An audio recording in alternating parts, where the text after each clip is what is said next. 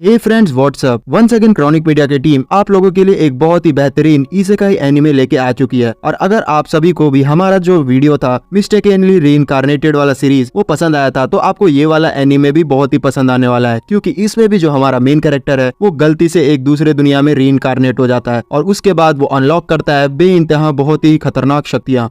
Video को start करने से पहले हम लोग थैंक्स कहना चाहेंगे मंजू विक्रम को फॉर ज्वाइनिंग आवर मेंबरशिप। अब चलिए आगे बढ़ते हैं। एनिमे के स्टार्टिंग में हमें एक दुनिया दिखाई जाती है जहाँ पे जो ह्यूमंस रहते हैं वो डेमी ह्यूमंस के साथ रहते हैं, लेकिन यहाँ पे अंतर ये रहता है कि जो डेमी ह्यूमंस है उन सभी को एकदम भी अच्छी तरीके से ट्रीट नहीं किया जा रहा होता है। जो इंसान रहते हैं वो उनसे जबरदस्ती एकदम काम करवाते हैं, लेकिन उन सभी को पैसे तक नहीं देते हैं। लेकिन उन सभी के बीच में जो हमारा मेन कैरेक्टर रहता है जिसका नाम होता है बनाजा, वो बहुत ही ज्यादा एकदम अच्छे दिल का होता है और वो डेमी ह्यूमन से जब भी काम लेता है तो वो उन सभी को अच्छे तरीके से पे भी किया करता है, जिसकी वजह से जितने भी लोग रहते हैं वो उसे बहुत ही अजीब नजरों से देखते हैं। और जो डेमी ह्यूमन थे वो भी उसे मना करते हैं उसे पैसा देने के लिए, लेकिन वो बात नहीं मानता है और उनके मेहनत का पैसा उन्हें देता है। इसी तरीके से जो डेमी ह्यूमंस थे वो बहुत ही अच्छी तरीके से उसके दोस्त बन जाते हैं और वो के बीच में बहुत ही ज्यादा फेमस भी हो जाता है। लेकिन एक समय की बात है जब अचानक से जो बोनाजा था उसके ऊपर एक बहुत ही तेज लाइट चमकती है और वो सीधा एक जगह टेलीपोर्ट हो जाता है और उसे पता भी नहीं चलता है। और सारे जितने भी लोग थे वो लोग देखते हैं कि जो बोनाजा था वो तो अचानक से कहीं गायब हो गया। फिर हमें बनाजा का सीन दिखाया जाता है जो कि एक दूसरी दुनिया में रीइंकार्नेट हो गया था और उसे भी समझ में नहीं आता है कि आखिरकार यहाँ पे वो क्या कर रहा है। लेकिन फिर वो ध्यान देता है तो सामने उसके बहुत सारे जो लोग रहते हैं वो खड़े रहते हैं और वो लोग बोल रहे होते हैं कि फाइनली जो हमारी दुनिया को बचाने वाले हीरो है वो यहाँ पे आ चुके हैं। और वो सारे लोग एकदम बनाजा के सामने झुक जाते हैं, जिसमें जो बनाजा था वो उन्हें बोलता है कि आप सभी से कुछ गलती हो गई है, यहाँ पे जो मैं आपका हीरो बिल्कुल भी नहीं हो सकता हूँ क्योंकि मैं बहुत ही ज्यादा एकदम कमजोर इंसान हूँ। जिसपे वो लोग उसकी बात नहीं मानते हैं और उसका स्टेटस चेक करने लगते हैं। और जैसे ही वो लोग उसका स्टेटस चेक करते हैं तो वो भी एकदम शॉक्ड रह जाते हैं, क्योंकि जो बनाजा रहता है उसका जो स्टेटस रहता है वो बहुत ही ज्यादा एकदम लो लेवल का रहता है। उसके ज्यादातर जितने भी स्किल्स थे वो लेवल 1 के ही थे, जिस चीज को देख के वो लोग भी समझ जाते हैं कि जो बनाजा है वो गलती से यहाँ पे टेलीपोर्ट हो गया है और उसको तो यहाँ पे आना भी नहीं चाहिए था।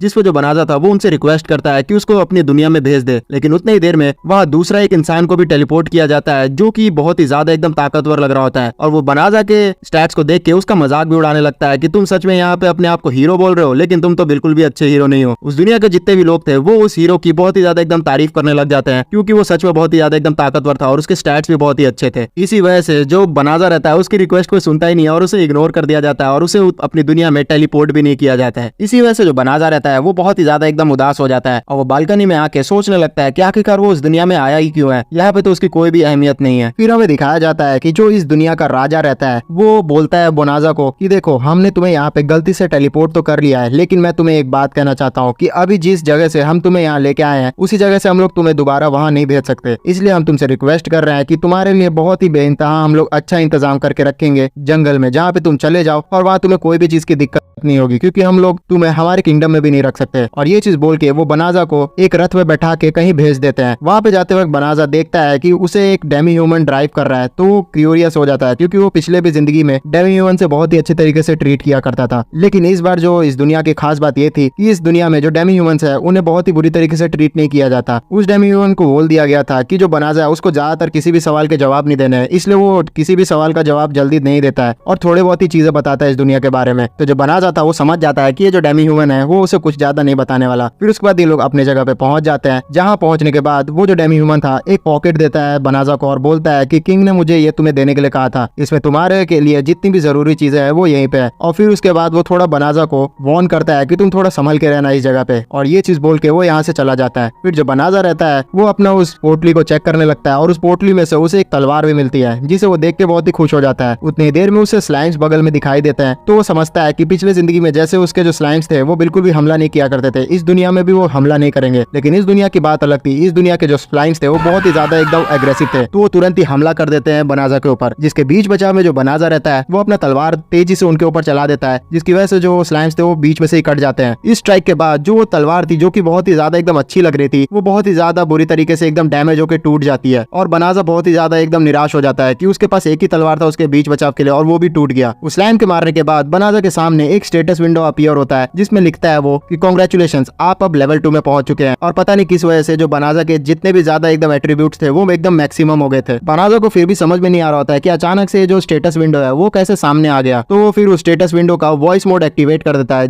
इसलिए जो उसका एडमिन रहता है वो सारी चीजें बनाजा को समझाना शुरू कर देता है। वो स्टेटस बनाजा को समझाता है कि देखिए, आपके पास एक ऐसी पावर आ चुकी है जिससे आप किसी भी मैजिक का यूज कर सकते हैं और आपकी जितने भी स्टैट्स है वो बहुत ही ज्यादा एकदम बढ़ चुके हैं। यहाँ वो जो सिस्टम रहता है वो बनाजा को ये नहीं बताता है कि उसकी स्टैट्स एकदम इन्फिनिटी पे जा चुके हैं। फिर वो जो सिस्टम था वो बताता है बनाजा को कि आपका जो ये पोटली आप लिए हुए हैं उसके ऊपर किसी ने मैजिक किया है, जिसकी वजह से जितने भी यहाँ डीमंस होंगे वो आपके ऊपर ही अट्रैक्ट होंगे अटैक करने के लिए। तो जो बनाजा था वो मन में सोचता है कि कहीं ये सारा उस राजा का चाल तो नहीं है, कहीं उन लोगों ने मुझे ये मरने के लिए तो नहीं भेजा है, इसलिए उन्होंने पोटली के ऊपर जादू कर दिया था और फिर साथ ही साथ मुझे एक खराब सी तलवार दे दी थी। लेकिन आखिरकार वो लोग ऐसा क्यों करना चाहेंगे? ये चीज बोलने के बाद जो उसका सिस्टम था वो उसकी पोटली में से वो मैजिक को हटा देता है। फिर बनाजा समझ जाता है कि यहाँ जो किंग है वो उसे मारना चाहता है, इसलिए वो डिसाइड करता है कि वो इसी जंगल में रहेगा और इस जंगल में आगे बढ़ने लग जाता है। लेकिन एक जगह पे जाके जो उसका सिस्टम था उसे मना करता है कि इस जंगल में मत जाइए, ये जंगल जो है इसके अंदर बहुत ही जहरीली गैस आपको मिलेगी। तो बनाजा बोलता है कि आखिरकार ऐसे कैसे हो सकता है? तो समझाता है कि इस जंगल के अंदर बहुत सारे डीमंस रहते हैं जो कि अपने ऊपर बहुत ही तगड़ी एकदम जहरीली गैस कवर करके रखते हैं, जिससे जो इंसान है वो बहुत ही अच्छी तरीके से मर सकते हैं। आपको इस जंगल में जाने से पहले इसे पूरी तरीके से एकदम प्योरीफाई करना होगा, जिसमें आपकी बहुत सारी एकदम एनर्जी खर्च होगी। जिसपे जो बनाजा था वो बोलता है कि मुझे इससे फर्क नहीं पड़ता, जल्द से जल्द इस जंगल को पूरा क्लियर कर दो। तो जो सिस्टम था उसके कहने के बाद पूरा जंगल पे बहुत ही तगड़ा स्पेल कास्ट करता है और पूरा का पूरा जो जंगल था वो एक ही स्पेल में प्योरीफाई कर देता है, जिससे जो बनाजा का थोड़ा सा भी एकदम एनर्जी खत्म नहीं होता है, क्योंकि उसके सारे जितने भी स्टैट्स थे वो एकदम मैक्सिमम पे थे। दूसरी तरफ किंगडम में जो राजा रहता है उसकी जो बेटी थी वो उसे डांट लगा रही होती है, क्योंकि वो बिल्कुल भी एकदम अच्छा नहीं लग रहा होता उसे कि जो राजा है उसने बनाजा को इस तरीके से धोखा दे के जंगल में मरने के लिए भेज दिया। वैसे भी ये उनकी गलती थी क्योंकि वो यहाँ पे गलती से आ गया था। जिसपे जो राजा था वो बोलता है कि अब क्या हो गया, वैसे भी वो अब तक मर गया होगा। उतनी देर में जो राजा का सलाहकार था वो वहाँ पे आके उसे बताता है कि अचानक से बहुत ही एकदम तगड़ा हमें स्पेल का एहसास हुआ है कि कहीं कास्ट हुआ है। तो जो राजा था वो बोलता है कि अरे वो तो हीरो ने किया होगा, जिसपे जो वो बोलता है कि नहीं, वो हीरो ने नहीं किया क्योंकि वो जंगल की तरफ से आया है। तो राजा भी ये चीज समझ नहीं पाता है। फिर हमें बनाजा का सीन दिखाया जाता है जिसमें हम लोग देखते हैं कि उसका जो सिस्टम था वो बहुत ही ज्यादा एकदम लगातार अपग्रेड होना शुरू हो गया होता है। लगातार अपग्रेड होते होते वो एकदम 379 लेवल तक पहुंच चुका होता है और बनाजा बहुत ही ज्यादा एकदम ताकतवर हो गया था। वो ये तो समझ जाता है कि इस दुनिया में वो एक एक जितना भी मैजिक है उन सभी को यूज कर सकता है, जो कि एकदम गॉड लेवल पावर है। बनाजा इस चीज को जानने के बाद डिसाइड करता है कि वो इतना ताकतवर अगर बन ही चुका है तो मैं इस जंगल में क्यों रहूं।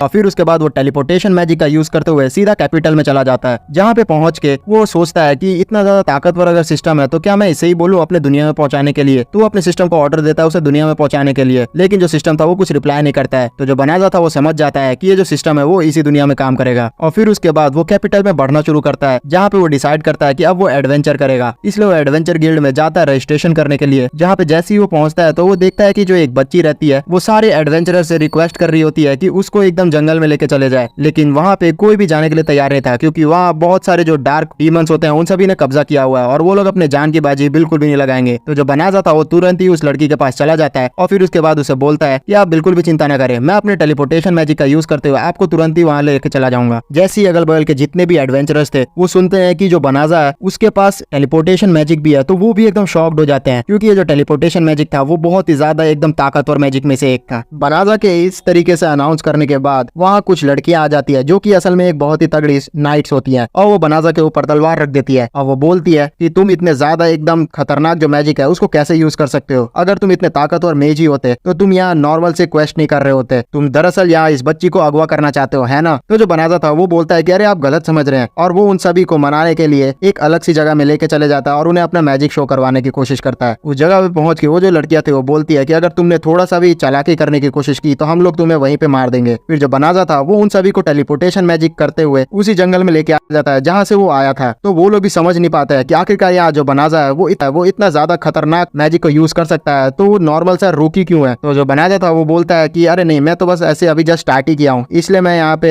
ज्यादा खतरनाक अभी बन नहीं पाया हूँ। उतनी देर में जो नाइट रहती है उसे एहसास होता है कि ये जो जंगल था इसमें तो बहुत ही सारा एकदम खतरनाक गैस भरा हुआ था, तो ये आखिरकार कहाँ चला गया। तो जो बनाजा था वो बताना चाह रहा होता है कि उसने ही उस गैस को खत्म किया है। उतनी देर में जो उसका सिस्टम था वो उसे रोक रोक लेता है और बोलता है कि यहाँ पे कहीं ना कहीं एक डीमन है, तो आप शांत रहें। तो जो नाइट्स रहती है उन्हें भी पता चल जाता है कि आसपास एक डीमन है और वो उस बच्ची पे ही तलवार टान देती है और वो बोलती है कि हमें पता चला था कि कोई ना कोई एक डीमन का जासूस यहाँ आया हुआ है और मुझे यकीन है कि वो तुम ही हो, क्योंकि तुम ही मुझे बहुत ही ज्यादा एकदम अनयूजुअल लग रही हो यहाँ। तो जो बच्ची रहती है वो इस तरीके से फंसते हुए देखती है अपने आप को, तो एकदम रोने जैसा मुंह बना लेती है, लेकिन एट लास्ट वो समझ जाती है कि वो अब कुछ भी नहीं कर सकती, इसलिए वो डेविल की तरह स्माइल करती है और बोलती है इन सभी को कि तुम लोग तो सच में बहुत ही ज्यादा एकदम स्मार्ट निकले। और उसके बाद वो जो लड़की थी पूरी तरीके से एकदम ट्रांसफॉर्म हो जाती है एक बड़े से बीस्ट में। उसके पूरे शरीर में से वही जहरीली गैस निकल रही थी जिसे बनाजा ने अपने जादू से गायब किया था। उस मैजिकल गैस की वजह से जितने भी जो एडवेंचरर रहती है वो बहुत ही ज्यादा एकदम सप्रेस होना शुरू हो जाती है और उन नाइट्स को भी एकदम कंट्रोल नहीं हो रहा होता है और वो एकदम हार मानने की कगार पे आ चुकी होती है। फिर ये जो बीस्ट थी वो बताती है कि मैं तो यहाँ पे बस इसलिए आई थी क्योंकि मेरे भाई ने कहा था कि कुछ एडवेंचरर्स को पकड़ के लाना है और लगता है कि अब तुम मेरे हद पे चढ़ने वाली हो। और वो सीधा अटैक करने के लिए बढ़ जाती है इन सारे नाइट्स के ऊपर, लेकिन पलक झपकते ही जो बनाजा था वो इन सारे नाइट्स को उसके चंगुल से बचा लेता है क्योंकि उसके ऊपर उस गैस का असर ही नहीं हो रहा था। तो ये जो बीस्ट थी उसे भी समझ नहीं आता है कि आखिरकार यहाँ बनाजा उसके गैस से बच कैसे पा रहा है। और जो बनाजा था उन सारी लड़कियों को बचाने के लिए अपने टेलीपोर्टेशन मैजिक का यूज करते हुए उन सभी को टेलीपोर्ट कर देता है उस सिटी में और अपने आप को यहीं पे छोड़ देता है। तो ये जो बीस्ट थी वो बोलती है कि अच्छा तो तुम यहाँ चाहते हो कि तुम अकेले मेरे हाथों मरो, तो चलो ठीक है, आप तुम यही चाहते हो तो यही करूंगी मैं। लेकिन जो बनाजा था उसके तो हालत एकदम खराब थी क्योंकि वो उसने आज तक किसी भी आदमी को नहीं मारा है, तो यहाँ पे अभी एक बड़े से बीस्ट को कैसे मार सकता है। लेकिन फिर उसके बाद वो अपने सिस्टम को बोलता है कि मेरे पास जितने भी मैजिक्स हैं उन सभी को इसके ऊपर इस्तेमाल कर दो। उन सारे तरह तरह के मैजिक को यूज करते हुए जो बनाजा रहता है वो बहुत ही ज्यादा उस वुल्फ के ऊपर ओवर पावर करना शुरू कर देता है, जिसपे जो वो वुल्फ थी समझ नहीं पा रही होती है कि आखिरकार एक नॉर्मल से इंसान के पास इतनी सारी ताकत कैसे आ चुकी है। फिर लास्ट में जो बनाजा था अपने ग्रेविटेशनल मैजिक का यूज करते हुए उस वुल्फ को बहुत ही ज्यादा एकदम दबा देता है जमीन में, जिसकी वजह से वो जो वुल्फ थी वो उठ ही नहीं पा रही होती है। तो वो समझ जाती है कि अब उसे हार मानना पड़ेगा क्योंकि इस आदमी के सामने वो बिल्कुल भी टिक नहीं सकती है। इसीलिए लास्ट में वो अपने आप को एकदम हारा हुआ महसूस करते हुए बनाजा से बोलती है कि ठीक है, मैं यहाँ हार मानती हूँ, अब तुम मुझे खत्म कर सकते हो। तो जो बनाजा था वो बोलता है कि अरे नहीं, मुझे यहाँ पे तुम्हें खत्म नहीं करना है। जो बनाजा का सिस्टम था वो बोल रहा होता है उसको कि तुम चाहो तो यहाँ पे इसको अपना स्लेव भी बना सकते हो, जिसपे जो बनाजा था वो मना करता है क्योंकि उसे स्लेव्स वगैरह बिल्कुल भी पसंद नहीं थे। वो इंसानों से लेकर किसी भी बीस्ट का जो आजादी था उसके लिए ही एकदम विचार किया करता था, वो किसी को भी स्लेव नहीं बनाना चाहता था, इसलिए वो इस चीज के लिए भी मना कर देता है। जो वो बीस्ट रहती है जिसका नाम फेनरिस रहता है वो बोल रही होती है कि आप मुझे मारना भी नहीं चाहते, आखिरकार आप है कौन। इसके बाद वो बहुत ही ज्यादा थक चुकी होती है इसलिए वो बेहोश हो जाती है और उसका जो पूरा का पूरा सीन था वो एकदम चेंज हो जाता है और वो एक इंसान में बदल जाती है जिसने कपड़े भी नहीं पहने थे। तो बनाजा उसे अपना कपड़ा पहनाता है। फिर रात हो जाती है और हम लोग देखते हैं कि वो जो फेनरिस रहती है वो अपने नींद से उठती है, तो उसे ऐसा महसूस होता है कि उसकी सारी जो एनर्जी है वो वापस आ चुकी है और उसे पता चल जाता है कि जो बनाजा है उसने उसके ऊपर हीलिंग मैजिक किया है। वो बाहर आके बनाजा से इसके बारे में पूछती है तो बनाजा बोलता है कि हाँ, मैंने तुम्हारे ऊपर हीलिंग मैजिक किया है, जिसपे वो बोलती है कि आप इतने ज्यादा एकदम अच्छे इंसान कैसे हैं, क्योंकि मैंने आज तक कभी भी इतने ज्यादा खतरनाक इंसान को इतना अच्छा नहीं देखा है। और फिर उसके बाद वो अपना इच्छा जाहिर करती है बनाजा से कि वो जिंदगी भर उसकी गुलाम बन के रहना चाहती है क्योंकि वो बहुत ही ज्यादा एकदम ताकतवर है, जिसपे जो बनाजा था तैयार नहीं होता है और बोलता है कि नहीं नहीं, मुझे गुलाम बिल्कुल भी नहीं चाहिए। तो जो फेनरिस थी वो बोलती है कि अगर आप मुझे गुलाम नहीं बनाइएगा तो फिर मैं अपने आप को मार लूंगी। तो जो बनाजा था वो फंस चुका होता है और उसे समझ नहीं आता कि अब वो क्या करे, इसलिए वो बोलता है कि देखो, तुम मेरी गुलाम नहीं बनो, लेकिन मैं तुम्हें अपना दोस्त बना के रखूंगा, इसलिए तुम मेरे साथ चल सकती हो। लेकिन मैं तुम्हें बता दूं कि अगर तुम मेरे साथ चलोगी तो बहुत सारी मुसीबतों का सामना तुम्हें करना पड़ेगा, जिस चीज के लिए जो फेनरिस थी वो तैयार हो जाती है। फिर एक एक करके जो बनाजा था वो सारी स्टोरी समझा देता है फेनरिस को कि किस तरीके से वो दूसरी दुनिया में इस दुनिया में आया है। और फिर उसके बाद वो एक हीरो कंटेंडर था, लेकिन वो गलती से इस दुनिया में आ गया था, इसलिए उसे अबेंडन कर दिया गया और उसे मारने की भी कोशिश की गई। इन सारी चीजों को बताने के बाद जो बनाजा रहता है वो बोलता है कि देखो, मैं तुम्हें अपना रूप चेंज करके दिखाता हूँ जो कि मेरा ओरिजिनल फॉर्म है। और फिर उसके बाद वो अपना ओरिजिनल फॉर्म में आ जाता है और फेनरिस इस चीज को देख के बोलती है कि मुझे बिल्कुल भी फर्क नहीं पड़ता है कि आप कौन से ओरिजिनल फॉर्म में रहते हो, मैं आपको अपना मास्टर मान चुकी हूँ और मैं हमेशा आपके साथ रहना चाहती हूँ। और ये चीज बोलने के बाद वो बनाजा को हक कर लेती है। फिर सीन शिफ्ट हो जाता है और हम लोग देखते हैं उसी किंग का सीन, जहाँ पे वो जो किंग रहता है वो हीरो को बोल रहा होता है कि आखिरकार क्या हुआ था जंग में, तुम मुझे बताओ पूरा ब्यौरा। तो जो हीरो रहता है वो बताता है किंग को कि आपके जितने भी सेना थे वो बहुत ही ज्यादा एकदम कमजोर थे, जैसे ही यहाँ हमारे सामने वो डीमंस आए तो वो लोग डर के एकदम भाग गए, इसलिए मैं किसी तरीके से उन सभी को बचा के यहाँ पे लेके आया हूँ। और ये चीज बोल के वो चला जाता है। फिर जो किंग रहता है वो अपने सेनापति से पूरा का पूरा ब्यौरा लेता है, तो सेनापति बताता है कि ये जो हीरो है वो सच में बहुत ही ज्यादा एकदम डरपोक है। बात दरअसल यहाँ पे ये थी कि जो हमारे सोल्जर्स थे वो एकदम आगे खड़े थे, लेकिन जैसे ही जो डीमंस थे वो हम पे हावी पड़ना शुरू हुए तो ये जो हीरो था वो पीछे से ही एकदम भाग गया और उनका सपोर्ट भी नहीं किया। तो जो किंग तो वो बोलते हैं कि आखिरकार ये किस तरीके का हीरो है जो इतना ज्यादा एकदम कावर्ड है। फिर हम लोग हीरो को देखते हैं जो कि अपना इसी तरीके से चले जा रहा होता है और अपने कमरे की तरफ बढ़ते हुए मन में सोच रहा होता है कि अरे यार यहाँ पे मैं कितना भी ज्यादा एकदम ट्रेनिंग कर लूं, जो मेरा स्टैट्स है वो ऊपर जा ही नहीं रहा है। इस स्टैट्स के लिए वजह से मैं छोटे मोटे चीजों को तो मार सकता हूँ, लेकिन बड़े बड़े अगर मॉन्स्टर्स आ गए मेरे सामने तो मैं उन्हें मार ही नहीं पाऊंगा। और फिर उसके बाद वो अपनी मेड को बुलाता है और बोलता है कि चलो अब लोग देखते हैं कि यहाँ आखिरकार कौन से खजाने भरे हुए हैं, जिससे हमें पता चलता है कि ये तो इस दुनिया में बस मजे करने के लिए आया है और इसका कोई भी यहाँ इन लोग को बचाने का नीति नहीं है। फिर सीन हमें बनाजा का दिखाया जाता है जो कि फेनरिस के साथ अब आ चुका है एडवेंचर गिल्ड में, जहाँ ये लोग डिसाइड करते हैं कि वो लोग साथ में मिलकर एडवेंचरस करेंगे। बीच रास्ते में जो एक फल बेचने वाला आदमी रहता है वो फेनरिस को बोलता है कि आप क्या यहाँ पे कुछ खाना चाहेंगी मैडम, जिससे जो फेनरिस थी वो समझ नहीं पाती है कि आखिरकार वो उसे मैडम क्यों कह रहा है। तो जो बनाजा था वो समझाता है इसे कि दरअसल यहाँ पे ये समझ रहा है कि हम दोनों कपल है, इसलिए ये तुम्हें मैडम कह रहा है। तो जो फेनरिस थी वो जैसे ही सुनती है कि यहाँ पे जो बनाजा की वो वाइफ लग रही है तो बहुत ही ज्यादा एकदम खुश हो जाती है और वो बोलती है कि एक लड़की को क्या चाहिए, यहाँ पे बहुत ही ज्यादा एकदम मजबूत उसका हस्बैंड रहे तो और क्या बात होगी। और ये चीज बोलते हुए वो खुशी खुशी एकदम एडवेंचर गिल्ड में पहुंच जाती है। जहाँ पहुंचने के बाद इन सभी का रजिस्ट्रेशन शुरू होता है, जहाँ जो बनाजा था वो बोलता है कि हमारा जो लॉकेट है वो एकदम सेम है। तो फेनरिस बहुत ही ज्यादा एकदम शर्मा रही होती है। तो बनाजा पूछता है कि आखिरकार इसका वजह क्या है। तो जो फेनरिस थी वो बोलती है कि हमारे बिरादरी में अगर कोई दो लोग साथ में मिलकर खाते हैं तो समझा जाता है कि वो दोनों एक मिल चुके हैं। तो जो बनाजा था उसको बिल्कुल भी समझ नहीं आता है इसके बारे में, जैसे कि हम लोग को भी समझ में नहीं आया है। और फिर उसके बाद जो एडवेंचर गिल्ड की रिसेप्शनिस्ट थी वो इन सबसे नाम पूछती है। तो बनाजा तो अपना नाम बता देता है और जो फेनरिस थी वो अपना नाम बताने वाली होती है। तो जो बनाजा था वो बोलता है कि नहीं, इसका नाम रिज होगा। फिर उसके बाद जो फेनरिस थी उसका रजिस्ट्रेशन हो गया होता है और बनाजा उसे बोल रहा होता है कि तुम अपना नया नाम बिल्कुल भी नहीं बता सकती हो, क्योंकि जैसे ही लोगों को पता चलेगा तुम्हारा नाम फेनरिस है तो वो तुम्हें पहचान लेंगे। जिससे वो माफी मांगती है उसके सामने और बोलती है कि ठीक है, मैं आज से अपना जो नाम है वो किसी के सामने नहीं बोलूंगी। उतनी देर में यहाँ पे एक नया जॉब लिस्टिंग हो जाती है जिसमें बताया जा रहा होता है कि ये बहुत ही ज्यादा एकदम खतरनाक जॉब है। दरअसल जो बियर्स रहते हैं वो टाउन की तरफ बढ़ते जा रहे होते हैं और जो भी इन्हें रोकेगा उसे बहुत ही तगड़े एकदम रिवॉर्ड्स मिलेंगे। दरअसल ये जो बियर्स रहते हैं वो बहुत ही ज्यादा एकदम ताकतवर होते हैं, इसलिए कोई भी एडवेंचरर अपनी जान की बाजी लगाना ही नहीं चाह रहा होता है। और इस मिशन को देख के जो बनाजा रहता है वो भी डिसाइड करता है कि वो भी इस मिशन को नहीं करेगा। लेकिन जो रीड्स रहती है वो बहुत ही ज्यादा एकदम फोर्स करने लग जाती है बनाजा को और बोलती है कि मैं बहुत ही ज्यादा एकदम ताकतवर डीमन में से एक थी, लेकिन आपने मुझे हरा दिया, तो वो बियर्स आपके सामने कुछ भी नहीं है। इसलिए बनाजा को इतना ज्यादा जिद करती है वो कि बनाजा चलने के लिए तैयार हो जाता है। फिर फाइनली ये लोग टेलीपोर्ट करके उस जगह पे पहुंच चुके होते हैं जहाँ पे वो सारे बियर्स एकदम उधम मचा रहे होते हैं। वहाँ पे पहुंच के जो फेनरिस रहती है वो बनाजा को बोलती है कि मैं जब भी आपके साथ घूमती हूँ तो मुझे ऐसा लगता है कि मैं पूरा जग जीत सकती हूँ, क्योंकि आप बहुत ही ज्यादा एकदम ताकतवर फील करवाते हैं मुझे, इतना कि मैं सोच रही हूँ कि मैं डीमन लॉर्ड को भी हरा सकती हूँ। ये सारी बकवास बातें वो कर ही रही होती है कि उतने देर में इनके सामने दिखता है इन्हें कि वो जो सारी एडवेंचरर लड़कियां थी जो कि नाइट पहले दिखाई गई थी बनाजा को अटैक करते हुए, वो सारी बियर से एकदम घिर चुकी होती है और ऐसा लग रहा होता है कि इन सभी का गेम बजने वाला है, जिसपे फेनरिस बोलती है कि हम लोग को इन्हें छोड़ देना चाहिए। तो जो बनाजा था वो इस चीज के लिए तैयार नहीं होता है और इन सभी की मदद करने का डिसाइड करता है। फिर जैसे ही इनकी जो सबसे मस्कुलर एडवेंचरर रहती है उसके ऊपर बियर एकदम खत्म करने के लिए अटैक करने वाला होता है, तो बनाजा वहां पे आके सारे के सारे बियर्स के ऊपर एक थंडर स्ट्राइक कर देता है और ये थंडर स्ट्राइक इतनी ज्यादा मजबूत रहती है कि सारे के सारे बियर्स का गेम बच जाता है और सारी एडवेंचरस जो रहती है वो भी खुश हो जाती है इन सभी को देख के। उतनी देर में जो एक और बियर रहता है वो यहाँ अपीयर होता है और बहुत ही ज्यादा ताकतवर लग रहा होता है, लेकिन जो फेनरिस थी वो उसके ऊपर कूद के उसे खत्म कर देती है और फिर उसके बाद फ्लॉन्ट करती है अपने ताकत को और बोलती है कि ये तो बहुत ही ज्यादा एकदम कमजोर थे। फिर वो सारी एडवेंचरस बनाजा को थैंक्स कहती है और वो बोलती है कि सर आप यहाँ पे क्या कर रहे हैं, वैसे वहाँ पे उस दिन जो डीमन थी उसके साथ क्या हुआ था। इन सभी को पता नहीं होता है कि वो जो डीमन थी वो असल में फेनरिस ही है और जो बनाजा था वो बोलता है कि अरे मैंने उससे निपटा दिया था, तुम चिंता मत करो बिल्कुल भी। और फिर उसके बाद ये लड़कियां पूछती है कि ये लड़की आपके साथ कौन है। तो बनाजा बताता है कि ये तो मेरी कंपेनियन है। जिस चीज को सुन के जो फेनरिस थी वो मन में थोड़ी दुखी हो जाती है, क्योंकि बनाजा ने उसे अपनी वाइफ की तरह इंट्रोड्यूस नहीं करवाया था। लेकिन अचानक से पीछे से जो एक बियर रहता है वो फेनरिस के ऊपर अटैक करने वाला होता है, लेकिन जो फेनरिस थी उसे पता चल जाता है और वो अपना डेथ स्टेयर जो रहता है उसी बियर को देती है, जिसकी वजह से जो वो बियर था वो डर के मारे एकदम जमीन पे गिर जाता है। फिर जो फेनरिस थी वो बोलती है कि ये जो बियर है वो बहुत ही ज्यादा एकदम कमजोर है, पता नहीं जो हीरो है वो इससे डरता क्यों है। और फिर उसके बाद वो बनाजा को बोलती है कि आप चाहे तो मास्टर इसे अपना कंपेनियन बना ले, जिसके बाद इसे लेके आप अगर घूमिएगा तो आपका बहुत ही ज्यादा रुतबा ऊपर हो जाएगा, क्योंकि इस बियर ने ही पूरे के पूरे हीरो के क्रू को हरा दिया था। तो सबको पता चल जाएगा कि आप बहुत ही ज्यादा एकदम ताकतवर है हीरो से। जिस चीज के लिए बनाजा तैयार नहीं होता और वो बोलता है कि मैं इतना ज्यादा एकदम शोर शराबा नहीं चाहता हूँ। और उसके बाद वो एक स्पेल पढ़ते हुए इसे अपना कंपेनियन बना लेता है। जो दूर खड़ी जितनी भी एडवेंचरस रहती है नाइट्स, वो बहुत ही ज्यादा एकदम डर चुकी होती है, क्योंकि उन्हें समझ नहीं आ रहा होता है कि ये जो बनाजा है वो किस तरीके का आदमी है। इसने बहुत ही इवेंचुअली इतने ताकतवर जो बीस्ट है उसको अपने कब्जे में ले लिया और उसे अपना पेट बना लिया। या आखिरकार इंसान है या फिर कोई भगवान। फिर जो बनाजा रहता है उसने उस बियर का पूरा जो शेप रहता है उसे चेंज कर दिया रहता है और एक छोटे जानवर में उसे तब्दील कर दिया रहता है, जिसकी वजह से वो ज्यादातर लोगों का अपने ऊपर ध्यान नहीं खींचेगा। और वही जानवर फिर गोद में आ चुका होता है बनाजा के, जिसे देख के जो फेनरिस थी वो उसे जल रही होती है, क्योंकि वो जानवर बनाजा के गोद पे एंजॉय कर रहा होता है। इन सारे होलसम मोमेंट पे ये जो नाइट्स रहती है वो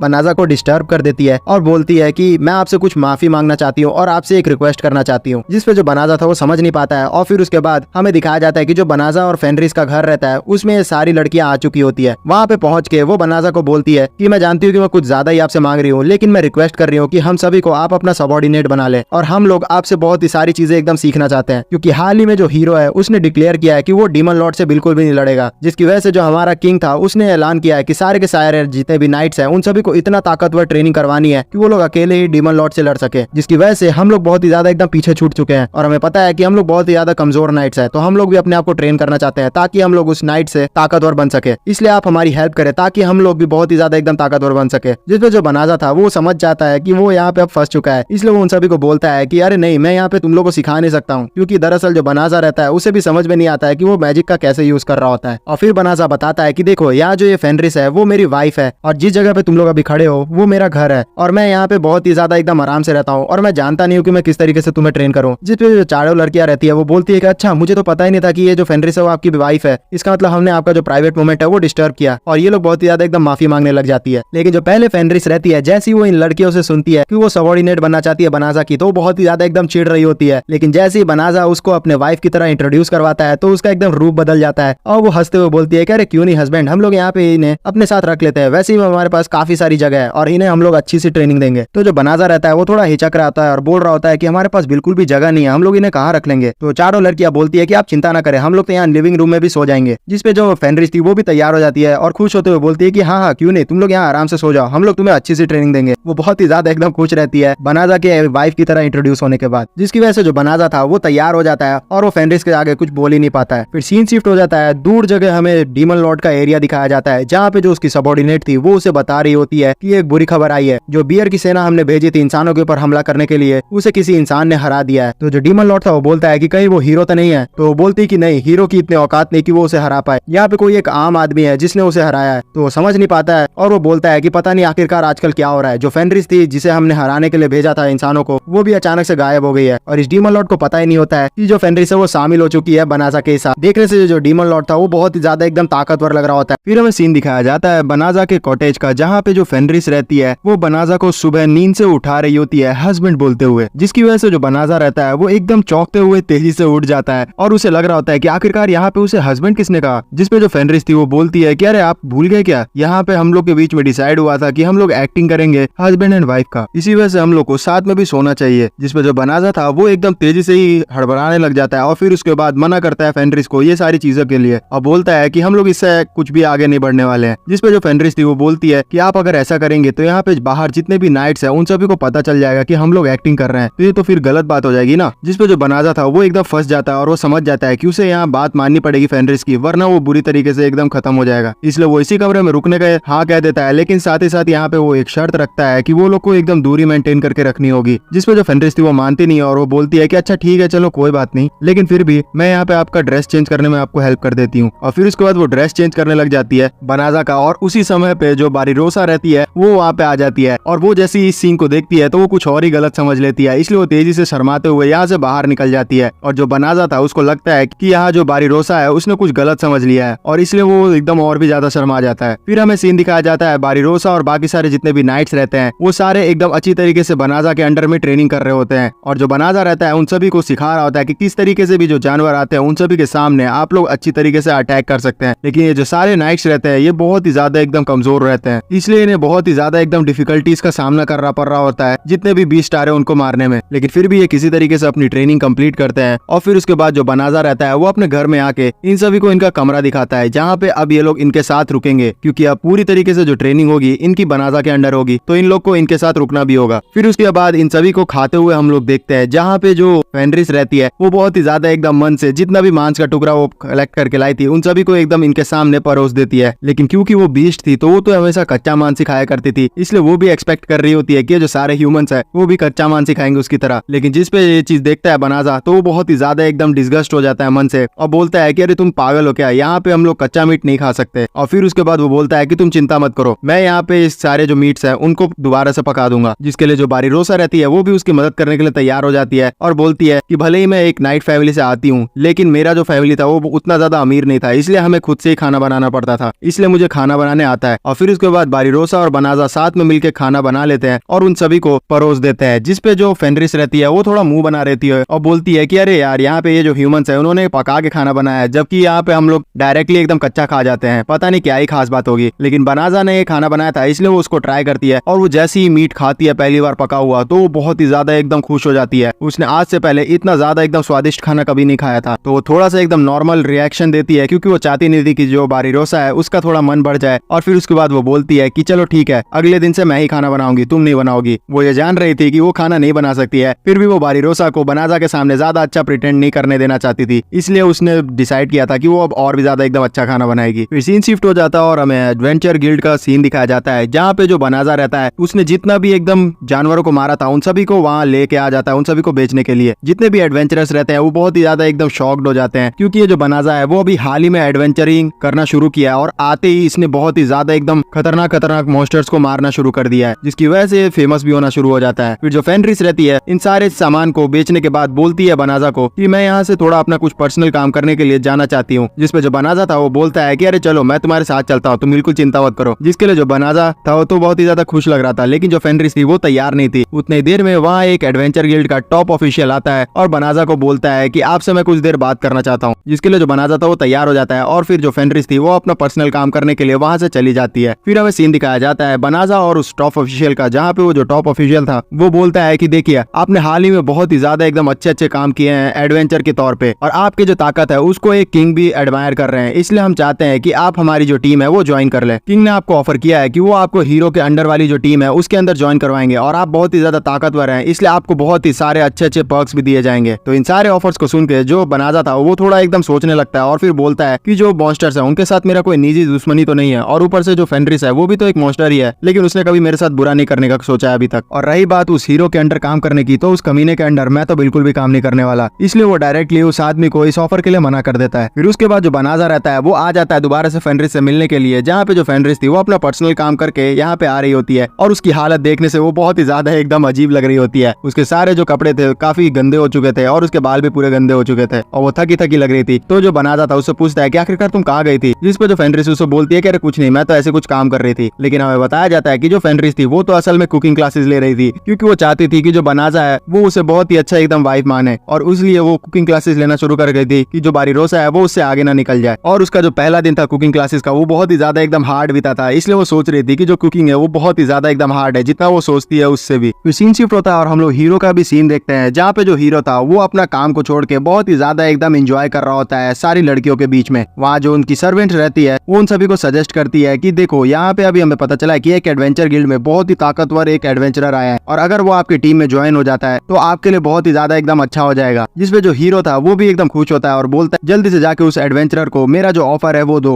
वो ज्वाइन कर लेगा, तभी उसके बाद हम लोग बहुत ही इजीली रह पाएंगे। इसके बाद उसके जो हीरो के भेजे हुए लोग थे वो डेली बनाजा के घर पे आके उसे परेशान करना शुरू कर देते हैं और उसे बार बार ऑफर दे रहे होते हैं, और बनाजा उसे बार बार रिजेक्ट कर रहा होता है, जिससे जो फेनरिस थी वो बहुत ही ज्यादा एकदम इरिटेट हो जाती है और वो बोलती है बनाजा से कि तुम कहो तो मैं इन लोग को ठिकाने लगा दूं, लेकिन बनाजा उसे रोक लेता है। दूसरी तरफ जो ब्लॉसम रहती है वो अपना लड़ाई का टेक्निक को सीखने के बजाय खेती बाड़ी में ध्यान देने लग जाती है और वो बहुत ही ज्यादा एकदम मन लगा रही होती है उस चीज में। फिर जो बिरेली रहती है वो अपना जो आर्चरी रहती है उसमें बहुत ही ज्यादा एकदम डर रही होती है, जिसपे जो फेनरिस थी उसे थोड़ा बहुत एकदम मोटिवेट करती है और बोलती है कि तुम चाहो तो अपने टेक्निक को थोड़ा और एकदम सुधार सकती हो और अपने डर को दूर भगाओ, तब जाके ही तुम आगे बढ़ पाओगी। फिर जो बेलानो रहती है वो अपने मैजिक को यूज ही नहीं कर पा रही थी, जिसकी वजह से जो बनाजा था वो उसे एक ऐसी रिंग देता है जिसको पहनने से वो बहुत ही ज्यादा एकदम मैजिक में ताकतवर हो जाएगी। लेकिन वो उस रिंग को चुपके से एकदम अपने रिंग फिंगर में पहनने वाली होती है, लेकिन जो फेनरिस थी वो तुरंत ही उसके पीछे आके उसे डराते हुए बोलती है कि ऐसा करने की हिम्मत भी मत करना, जिसकी वजह से जो बेलानो थी वो बहुत ही ज्यादा एकदम डर जाती है। फिर उसके बाद बारीरोसा का हमें सीन दिखाया जाता है, जहाँ पे जो बारीरोसा थी कैटरपिलर से लड़ते हुए बहुत ही ज्यादा एकदम थक चुकी होती है और वो बनाजा को बोल रही होती है कि सर प्लीज मेरी यहाँ पे हेल्प करिए, मैं यहाँ बहुत ही ज्यादा एकदम फंस चुकी हूँ। तो उतनी देर में वहाँ फेनरिस आ जाती है और तेजी से उस कैटरपिलर को एक ही झटके में हरा देती है और फिर बोलती है बारीरोसा से कि मैं जान रही हूँ यहाँ पे तुम बेचारी बनने का एक्टिंग कर रही हो, बिल्कुल भी यहाँ मेरे से एकदम बनाजा को चुराने की कोशिश भी मत करना, वरना मैं तुम्हारी तुम्हारी हालत एकदम पतली कर दूंगी। और फिर जो फेनरिस थी वो समझ चुकी थी कि यहाँ पे जितनी भी लड़कियां हैं वो बनाजा के ऊपर ट्राई कर रही है, इसलिए उससे सतर्क रहना होगा। इसलिए जो फेनरिस रहती है वो डिसाइड कर लेती है कि वो अब बहुत ही ज्यादा एकदम अपने ऊपर मेहनत करेगी। फिर हमें सीन दिखाया जाता है इन लोग के दोबारा से डिनर का, जहाँ पे जो खाना था इस बार फेनरिस ने तैयार किया होता है और वो देखने में बहुत ही ज्यादा एकदम अच्छा लग रहा होता है। जो सारी लड़कियां रहती है वो भी फेनरिस का तारीफ करती है। फिर जो फेनरिस रहती है वो इन सारे लोग को अपना जो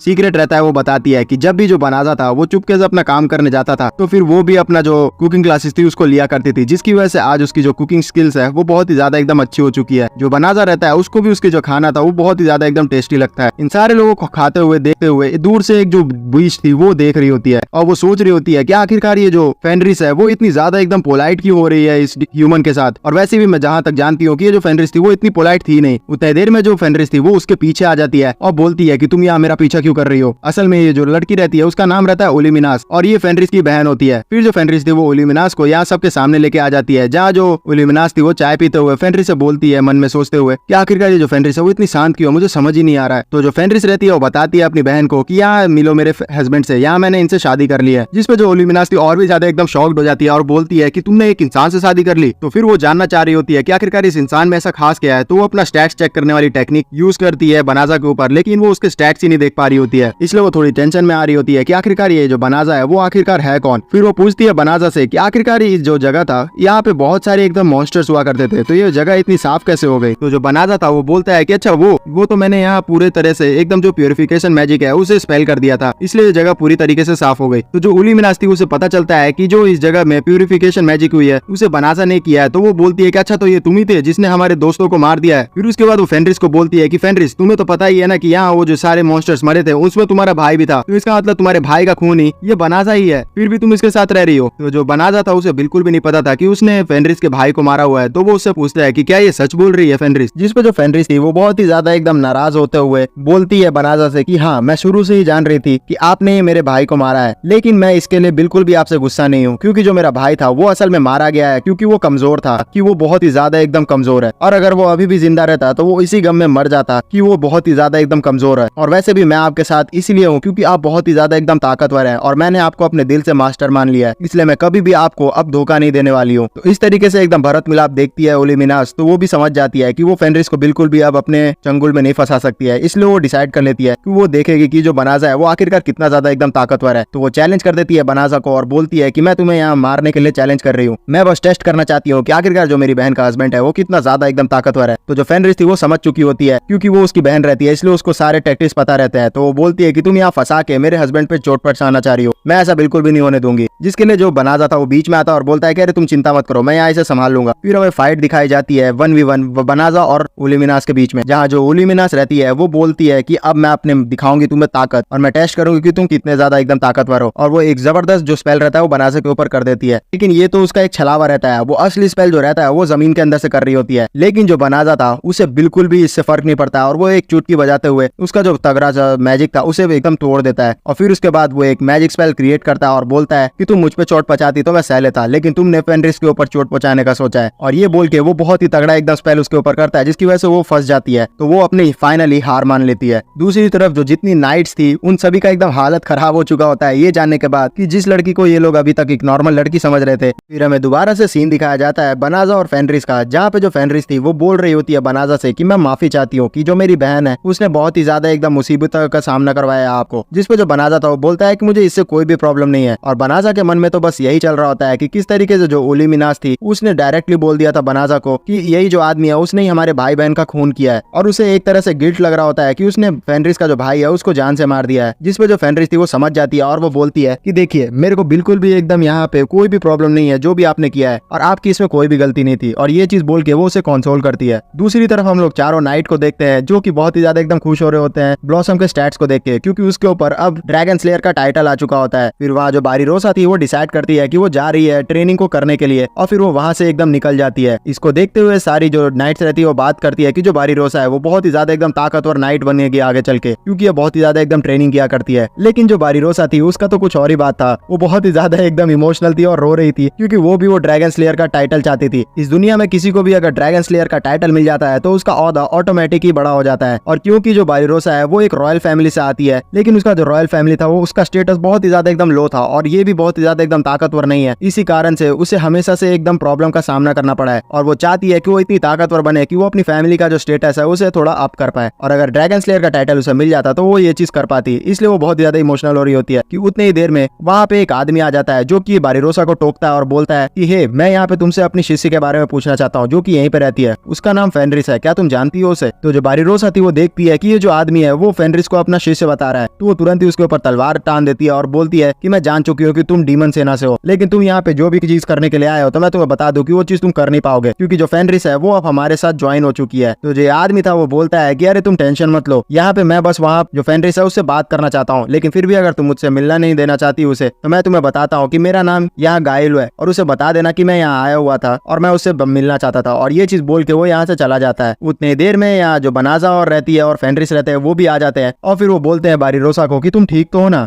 जिस पे जो बारिरोसा थी वो बोलती है कि आखिरकार मुझे ही क्या होगा? तो ये दोनों बताते हैं कि जिस आदमी से तुम अभी बात कर रही थी वो कोई और नहीं डीमन लॉर्ड ही था। जैसी बारिरोसा सुनती है ये चीज कि वो आदमी जो था वो डीमन लॉर्ड था तो उसके एकदम हालत पस्त हो जाते हैं। हमें कुछ देर पहले का सीन दिखाया जाता है जहाँ जो बनाजा और फेनरिस थे उनको थोड़ा बहुत एकदम एहसास होता है कि कोई बहुत ही ज्यादा एकदम ताकतवर एंटिटी बारिरोसा के सामने आई हुई है, इसलिए वो समझ चुके होते हैं कि ये और कोई नहीं डीमन लॉर्ड ही है। लेकिन जो फेनरिस थी उसे तो कुछ और ही एकदम मन में सता रहा था कि आखिरकार ये जो डीमन लॉर्ड है वो इतना ज्यादा एकदम बकवास सा नाम क्यों यहाँ पे बताया कि गाइल है इसका नाम, जबकि वो कोई और भी कूल सा भी नाम बता सकता था। वैसे ही उसने अपना जो वेशभूषा है वो एकदम फेक रखा है और नाम भी फेक बताया। फिर हमें अगले दिन का सीन दिखाया जाता है जहाँ पे जो डीमन लॉर्ड रहता है वो दोबारा से आ चुका होता है फेनरिस और बनाजा से मिलने के लिए। जहाँ जो फेनरिस और बनाजा थे वो उसे वेलकम करते हैं अपने कमरे के अंदर। वहाँ जो बारिरोसा थी वो तो बहुत ही ज्यादा एकदम डर चुकी थी, क्योंकि उससे पता चल चुका था कि कल जिस आदमी को उसने इतना ज्यादा रूडली भगाया था वो असल में एक डीमन लॉर्ड था। और सोने पे सुहागा ये बात होती है कि उसे उसके बगल में ही बैठा दिया गया होता है और उसकी हालत देखने वाली होती है। फिर फाइनली बनाजा और डीमन लॉर्ड के बीच में बात होनी शुरू होती है, जहाँ पे जो डीमन लॉर्ड था वो बोलता है बनाजा से कि मैं जानना चाहता हूँ कि आखिरकार तुम इतने ज्यादा एकदम ताकतवर हो तो तुमने इस जगह पे अपने जो किंग है उसका साथ क्यों नहीं दिया? तो जो बनाजा था वो बोलता है कि देखो मैं यहाँ पे इस दुनिया का हूँ भी नहीं और मैंने अभी तक डिसाइड भी नहीं किया है कि मैं किसकी साइड लूंगा, क्योंकि मैं जानता नहीं कि कौन सही है कौन गलत, इसलिए मैं इस पछड़े में पढ़ना ही नहीं चाहता। तो ये चीज सुन के जो डीमन लॉर्ड था वो बोलता है फेनरिस को कि तुमने अभी तक इसे बताया नहीं है कि आखिरकार ह्यूमंस और डीमंस के बीच में इस दुनिया में क्यों लड़ाई हो रही है। तो जो फेनरिस थी वो बोलती है कि मैं अपने हस्बैंड को जो कि एकदम शांति प्रिय है बिल्कुल भी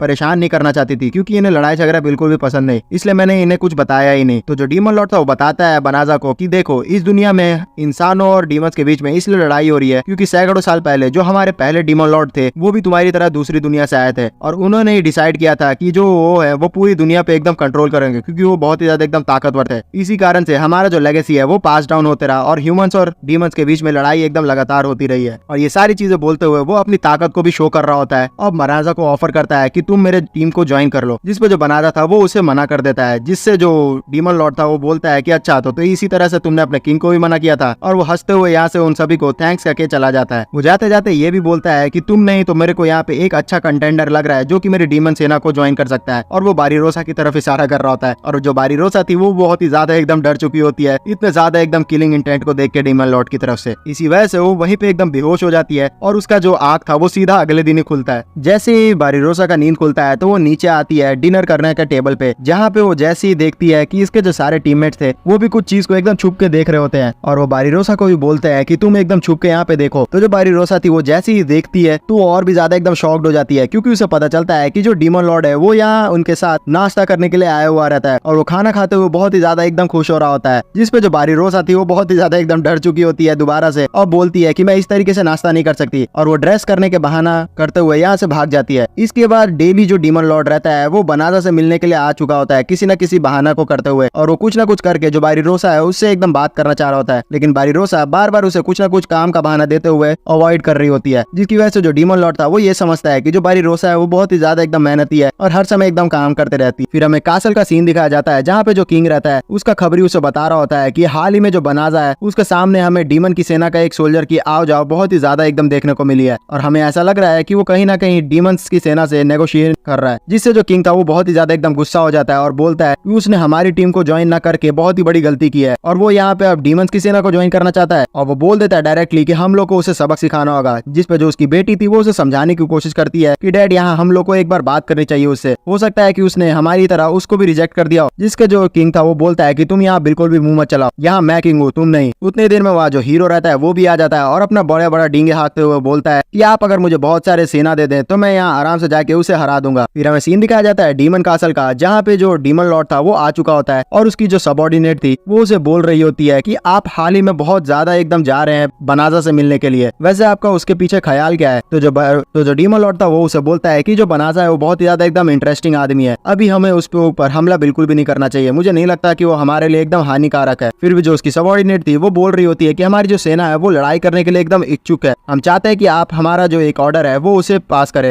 जिसपे जो डीमन लॉर्ड था वो इस चीज के लिए मना कर देता है। फिर दोबारा से सीन हम लोग बनाजा के और फेनरिस का देखते हैं, जहाँ पे जो फेनरिस थी वो पूछ रही होती है बनाजा से कि आप इतना ज्यादा एकदम डीमंस और इंसानों के बीच में बिल्कुल क्यों नहीं आना चाहते हैं, कहीं इसकी वजह मैं तो नहीं हूँ इसलिए आप डीमंस को बचाना चाहते हैं। तो जो बनाजा था वो बोलता है कि नहीं, यहाँ पे बात यह है कि मैं किसी के भी पचड़े में बीच में नहीं पड़ना चाहता हूँ, वैसे भी बस मैं आराम से जिंदगी जीना चाहता हूँ, तो कोई लोग मुझे परेशान बिल्कुल भी ना करे। इस चीज को सुन के जो फेनरिस थी वो और भी ज्यादा खुश होती है और वो बोलती है कि मैं शुरू से ही जानती थी कि जो मेरा हस्बैंड है वो बहुत ही ज्यादा एकदम ताकतवर है, इसलिए वो बिल्कुल भी नहीं चाहता कि किसी भी वो पचड़े में पड़े। इन सभी बातों के बीच में इन सभी को सारी जो नाइट्स रहती है वो आके बताती है कि बहुत ही ज्यादा एकदम बड़ी मुसीबत हो चुकी है, बाहर आके देखो। फिर ये लोग जैसे ही बाहर जाते हैं तो इन लोगों को पता चलता है कि जो हीरो है वो बहुत ही बड़ी सेना, लिटरली बहुत ही ज्यादा एकदम बड़ी सेना इन लेके इन सभी के सामने एकदम आ चुका होता है और इन सभी को बोल रहा होता है कि हे, तुम लोग को लग रहा होगा कि तुम लोग डीमंस की सेना को ज्वाइन कर लोगे, लेकिन मैं यहाँ तुम्हें बता दूं कि अगर तुमने हमारे सेना को ज्वाइन नहीं किया तो हम लोग तुम्हें यहीं पे बर्बाद कर देंगे, इसलिए मैं तुम्हें फाइनल ऑफर दे रहा हूँ कि तुम ह्यूमंस की सेना को ज्वाइन कर लो। जिसके लिए जो बनाजा था वो फिर से उसे मना कर देता है और बोलता है कि मैं तुम्हें बता दूं कि मैं डीमंस को भी ज्वाइन नहीं कर रहा और ना मैं ह्यूमंस को ज्वाइन करूंगा। तो जो हीरो था वो बोलता है कि लगता है कि तुमने सोच लिया है कि तुम यहीं पे मर के ही रहोगे। और फिर उसके बाद वो नाइट्स को बोलता है कि तुम लोग अगर यहाँ इसे मना लेते हो हमें ज्वाइन करने के लिए तो मैं तुम्हें बहुत ही अच्छा एकदम रिवॉर्ड दूंगा, जिसपे जो नाइट्स थी वो भी मना कर देती है। तो हीरो सोच लेता है कि अब वो खत्म कर देगा इसी जगह बनाजा को। तो जो बनाजा था वो बहुत ही ज्यादा एकदम इरिटेट हो जाता है और वो बोलता है कि अच्छा तो तुम यही चाहते हो, तो मुझे बिल्कुल भी इस पचड़े में पड़ना नहीं है, इसलिए मैं ये जगह ही चेंज कर लेता हूँ। और ये चीज बोल के वो इस जगह को टेलीपोर्ट करने लग जाता है। तो जो फेनरिस थी वो बोलती है कि हाँ आप जहाँ रहिएगा वहाँ मैं भी रहूंगी, और ये चारों नाइट्स जो रहती है वो भी बोलती है कि हाँ हम भी वहीं पे रहेंगे, क्योंकि आप ही ने हमें बताया है कि जो डीमंस है वो इतने ज्यादा बुरे भी नहीं है, उनकी भी अपनी मजबूरियां होती है। इसी वजह से जो बनाजा था वो बहुत ही बड़ा एकदम टेलीपोर्टेशन मैजिक वहाँ कास्ट करता है, जिसकी वजह से उसका जो पूरा घर था, पूरा खेत था, वो सारी चीजें एकदम वहां से टेलीपोर्ट होकर दूसरी जगह चली जाती है। इतने खतरनाक टेलीपोर्टेशन मैजिक को देख के जो हीरो था वो भी डर जाता है, क्योंकि इस तरीके का मैजिक वो भी नहीं कर सकता था। उतनी देर में जो उसका सोल्जर रहता है वो उसे बोलता है हीरो को कि देखिए वहाँ पे दूर में वो जो इंसान है वही डेली मिलने आया करता था बनाजा से। फिर हमें डीमन लॉर्ड दिखाया जाता है कि जो कि इस जगह आता है और इन सभी को देखता है और बोलता है कि यहाँ तो पहले बनाजा रहा करता था, वो आखिरकार चला कहाँ गया। फिर उसे पता चलता है कि इन सारे ह्यूमंस के चक्कर में वो जो बनाजा है वो इरिटेट होकर यहाँ से टेलीपोर्ट होकर कहीं और चला गया। तो बहुत ही ज्यादा एकदम गुस्सा हो जाता है और वो गुस्सा होते हुए अपनी सारी एनर्जी एकदम जोर से एकदम पोर्ट्रे करता है और बोलता है कि अब समय आ चुका है कि हम लोग ह्यूमन से बदला लें। और फिर अपने जो सारे सैनिक थे उन सभी को वो बोल देता है कि डायरेक्टली अटैक करने के लिए तैयार हो जाओ इन ह्यूमंस के ऊपर। उसकी जो ताकत थी वो इतनी ज्यादा थी कि चारों तरफ जितने भी ह्यूमंस उस जगह आए हुए थे वो सभी एकदम दूर दूर फेंकाना शुरू कर देते हैं। दूसरी तरफ जो इल्यूमिनास थी वो जैसे ही देखती है कि जो उसके लॉर्ड है उसने जंग की ऐलान कर दिया है तो वो भी बहुत ही ज्यादा एकदम खुश हो जाती है और सारे सोल्जर्स को बताने लगती है कि चलो अब हम लोग अटैक करने के लिए बढ़ने वाले हैं। जो हीरो रहता है वो इतना ज्यादा एकदम फट चुका होता है उसका डीमन लॉर्ड की ताकत को देख के कि वो अपने सारे जो सैनिक थे उन सभी को वहीं पे छोड़ के तेजी से एकदम कैसल की ओर भाग जाता है। फिर हमें फाइनली बनाजा का सीन दिखाया जाता है जो कि अपना पूरा एकदम जगह को टेलीपोर्ट करके उस कंट्री के एकदम कोने में लेके आ चुका होता है, जहाँ इन सभी को मिलना बिल्कुल भी एकदम मुश्किल था। ये लोग बहुत ही ज्यादा एकदम चैन की सांस लेते हैं कि यहाँ इनको कोई भी इंसान एकदम परेशान नहीं करेगा, लेकिन वो तो आगे देख के पता चलेगा। फिर हमें सीन दिखाया जाता है दोबारा से कैसल का, जहाँ पे किंग को रिपोर्ट दिया जा रहा होता है कि किस तरीके से वो लोग बनाजा को बनाने के लिए गए हुए थे, लेकिन जो बनाजा है उसने अपने टेलीपोर्टेशन मैजिक का यूज करते हुए वहीं से टेलीपोर्ट हो गया, जिसकी वजह से जो डीमन लॉर्ड था वो बहुत ही ज्यादा गुस्सा हो गया और उसने हमारे खिलाफ एकदम जंग का ऐलान कर दिया है। हमारे जितने भी सैनिक एकदम वहाँ पे थे वो लोग बहुत ही ज्यादा एकदम स्ट्रगल कर रहे हैं उन सभी से लड़ने के लिए। तो जो किंग था वो पूछता है कि आखिरकार हीरो कहाँ पे गया, तो सारे लोग बोलते हैं कि जो हीरो है वो सबसे पहले ही वहाँ से एकदम भाग निकला है। तो किंग बोलता है कि हमें पहले हीरो को पकड़ना होगा, तभी जाके हम लोग यहाँ से उसे एकदम लड़ाई के लिए तैयार कर सकते हैं, और जल्द ही हमें एक प्यूरिफिकेशन जो मैजिक है उसे भी कास्ट करना पड़ेगा, तभी जाके हम लोग ये जो डीमंस है उन सभी को एकदम दूर कर पाएंगे। लेकिन जो प्यूरिफिकेशन मैजिक रहता है उसको करने के लिए इन सारे ह्यूमंस को बहुत ही ज्यादा एकदम बड़ा सेक्रीफाइस देना पड़ता है, क्योंकि वो प्यूरिफिकेशन मैजिक बहुत ही ज्यादा एकदम ताकत कंज्यूम करता है। फिर हमें सीन दिखाया जाता है डीमन लॉर्ड का, जो कि इल्यूमिनास से बात करते हुए बोल रहा होता है कि हम लोग बहुत ही ज्यादा एकदम आगे आ चुके हैं इन सारे ह्यूमंस को तबाह करने के लिए, लेकिन जल्दी ये जो ह्यूमंस है वो पक्का प्यूरिफिकेशन मैजिक को एकदम अलाउ कर देंगे, जिसकी वजह से हम लोग को यहाँ से बच के भागना पड़ेगा। तो जो इल्यूमिनास थी वो बोलती है कि आप ऐसा क्यों चाहते हैं, क्योंकि हमारे जो सेना है वो बहुत ही ज्यादा एकदम आगे आके बर्बाद कर चुकी है ह्यूमंस को, तो हम लोग और भी ज्यादा आगे बढ़ना चाहिए। जिसके लिए जो डीमन लॉर्ड था वो उसे मना करता है और बोलता है कि ये बहुत ही ज्यादा एकदम सीरियस हो जाएगा, इसलिए हमें पीछे हटना ही होगा। जो प्यूरिफिकेशन मैजिक रहता है वो इतना ज्यादा एकदम ताकतवर होता है कि वो 3-4 महीने तक जितने भी डीमंस है उन सभी को ह्यूमंस के एरिया में घुसने से रोक सकता है। इसी वजह से जो डीमन लॉर्ड था वो इन सारे लोग को पीछे हटने के लिए बोल देता है। फिर जो ह्यूमंस थे वो सारा जो प्यूरिफिकेशन मैजिक था उन सभी को एकदम कास्ट कर देते हैं, जिसकी वजह से जितने भी उनके मेजेस थे वो बहुत ही ज्यादा एकदम थक जाते हैं। और जो किंग था उसने भी इसमें हेल्प की हुई थी, इसलिए वो भी एकदम थक के बेहोश हो जाता है। और फाइनली जो किंग था वो बेहोश होने की वजह से उसकी जो बेटी थी उसको थोड़े समय के लिए एकदम राजगद्दी दे दी जाती है। और वो जैसी एकदम रानी बनती है यहाँ की, तो वो डिसाइड करती है कि सबसे पहले हम लोग जो हीरो है उसको उसके पद से निकालना होगा, क्योंकि वो बिल्कुल भी किसी काम का नहीं है। तो जो उसके सलाहकार थे वो उसे बोलते हैं कि अगर हम लोग हीरो को यहाँ से निकाल देंगे तो फिर जो डीमंस है उससे लड़ेगा कौन। जिसके लिए वो बोलती है कि वैसे भी जो हीरो है वो हमारे काम बिल्कुल भी नहीं आ रहा है, तो इसलिए हम लोग को उसे निकाल ही देना चाहिए। तो फिर ये सारे जो लोग रहते हैं वो वैसा ही करते हैं। फिर हमें हीरो का सीन दिखाया जाता है जो कि अपने महल में जैसे ही घुस रहा होता है तो सारे जो सोल्जर्स थे उसे रोक लेते हैं और बोलते हैं कि अब आप हीरो बिल्कुल भी नहीं रहे। तो जो हीरो था वो बोलता है कि तुम लोग मेरे साथ ऐसा कैसे कर सकते हो, तुम लोग जानते नहीं कि मैं कितना ताकतवर हूँ, मैं तुम लोग से बदला लेके ही रहूंगा। लेकिन जो नाइट है वो बिल्कुल भी उसकी बात नहीं सुनता है। फिर हमें बनाजा का सीन दिखाया जाता है जो कि फेनरिस के बगल में लेटे हुए बोल रहा होता है फेनरिस को कि तुम लोग अगर मेरे साथ नहीं रहते तो मैं बिल्कुल भी यहाँ पे अच्छी तरीके से एकदम रह नहीं पाता। और वो बहुत सारी एकदम तारीफें फेनरिस और बाकी सारे लोगों की कर रहा होता है। लेकिन जो फेनरिस थी वो बहुत ही ज्यादा खुश थी, इसलिए वो थक के एकदम सो चुकी होती है और वो सारी बातें सुनती ही नहीं है। फिर हमें अगले दिन का सीन दिखाया जाता है जहाँ पे जितनी भी नाइट्स थी वो इन सभी को बोल रही होती है कि आप लोग जब से यहाँ पे आए हैं मुझे नहीं लगता कि शादी के बाद आप लोग कभी भी डेट पे गए हुए हैं। इसलिए वो लोग फेनरिस को और बनाजा को एकदम फोर्स करने लगता है कि वो लोग डेट पे जाए, जिसके लिए जो बनाजा था वो शर्मा जाता है, लेकिन फेनरिस बहुत ही ज्यादा एक्साइटेड लगती है। फिर ये दोनों निकल जाता है डेट पे, जहाँ पे जो बनाजा था वो सारे जगह घुमाते हुए फेनरिस को बोल रहा होता है कि तुमने मेरी बहुत ही ज्यादा एकदम मदद की है, लेकिन मैंने आज तक तुम्हें कोई भी तोहफा नहीं दिया है। इसलिए वो फेनरिस को बोलता है कि तुम जो भी चीज चाहो वो यहाँ से खरीद सकती हो। तो जो फेनरिस थी वो खुश होते हुए एक दुकान में चली जाती है, जहाँ पे दुकान में जाने के बाद वो एक ब्रॉच को पसंद करती है। तो जो शॉपकीपर था वो भी बोलता है कि हाँ ये आपकी वाइफ पे बहुत ही ज्यादा एकदम अच्छा लगेगा। तो जो बनाजा था वो उस ब्रॉच को लेता है और फिर फेनरिस के ऊपर लगाते हुए देखते हुए बोलता है कि हाँ ये ब्रॉच तुम पे सच में बहुत ही ज्यादा एकदम अच्छा लगेगा। तो ये जो सीन था वो बहुत ही ज्यादा एकदम होलसम हो जाता है, जिसकी वजह से फेनरिस शर्माने लगती है और बनाजा भी समझ जाता है कि उसने यहाँ पे बहुत ही ज्यादा एकदम अजीब चीज कर दिया है, इसलिए वो भी एकदम शर्माने लग जाता है और वो बोलता है कि नहीं नहीं मेरा यहाँ पे ये मतलब नहीं था, लेकिन वो फंस चुका था, इसलिए वो फिर उसके बाद एकदम थोड़ा पैनिक कर जाता है।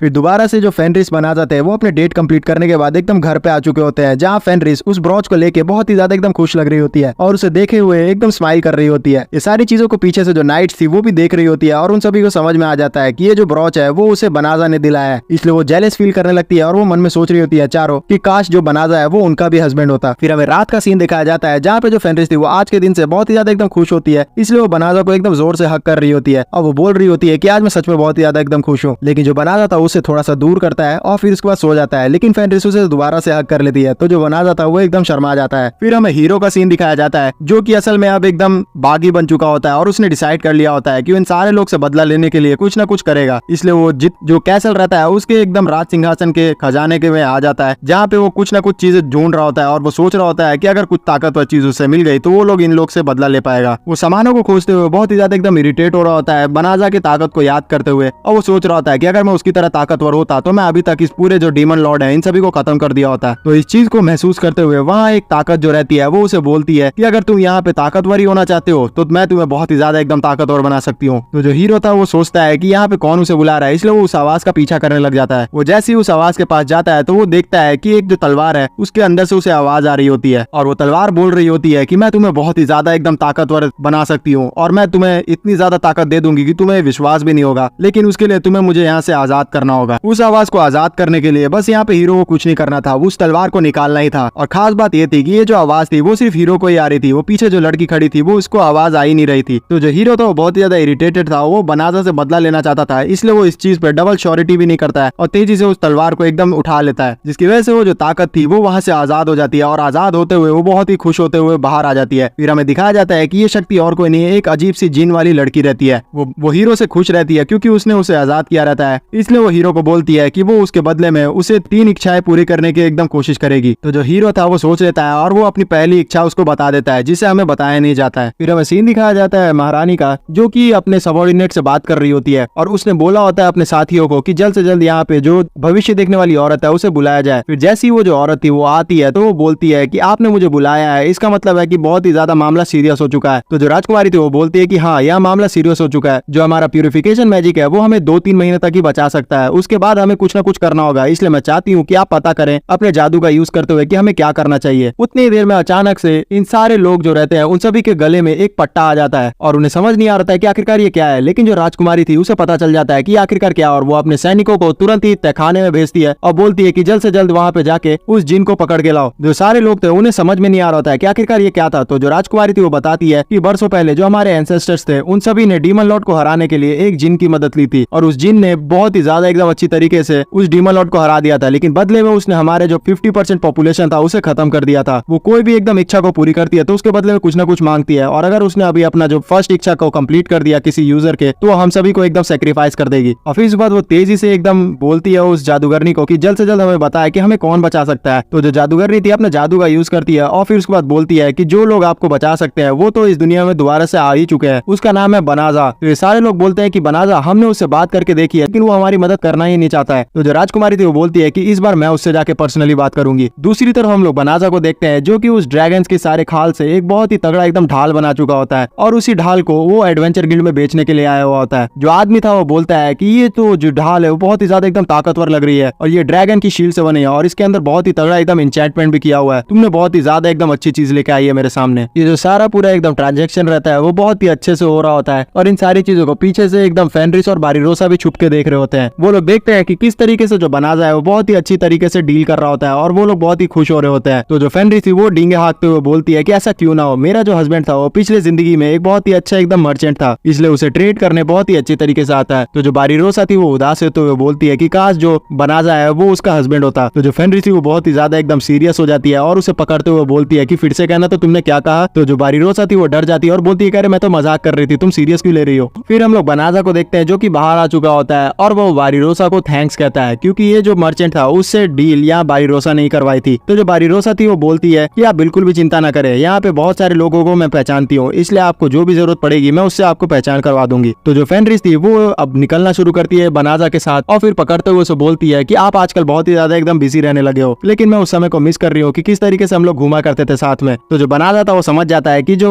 फेनरिस है वो उसके साथ डेट में दोबारा से एकदम जाना चाहती है। उतनी ही देर में जो बनाजा था उसके सिस्टम में उसे नोटिफिकेशन आना शुरू करता है कि कोई अननोन जिन है जो आपके ऊपर अटैक करना चाहता है। तो जो बनाजा था वो अलर्ट हो जाता है, और उतनी देर में जो जिन रहती है वो भी उसके सामने आ जाती है और उसे बोलती है कि आपका नाम क्या बनाजा है। तो जो बनाजा तो बोलता है कि हाँ मेरा नाम बनाजा है। तो जो जिन थी वो बोलती है कि किसी ने आपके खिलाफ एक मेरे से रिवॉर्ड मांगा है और मैं उसे पूरा करना चाहती हूँ क्योंकि वो आपकी मौत चाहता है। फिर हमें फ्लैशबैक दिखाया जाता है जहाँ पे जो हीरो था वो अपना फर्स्ट विश ये मांगता है उस जिन से कि वो बनाजा को मार दे। इसी वजह से जो जिन थी वो अब एक बहुत ही तगड़ा एकदम जो अटैक रहता है वो बनाजा के ऊपर कर देती है, लेकिन उसे बचाने के लिए बीच में अचानक से ही फेनरिस आ जाती है और वो तगड़ा सा जो ब्लो था वो फेनरिस को लग जाता है, जिसकी वजह से फेनरिस की हालत बहुत ही पतली हो जाती है। समय रहती है बनाजा ने अपना शील्ड को एक्टिवेट तो किया था, लेकिन उसकी जो मदद थी वो बिल्कुल भी फेनरिस को नहीं हो पाती है, और फेनरिस की हालत बहुत ही नाजुक हो चुकी होती है।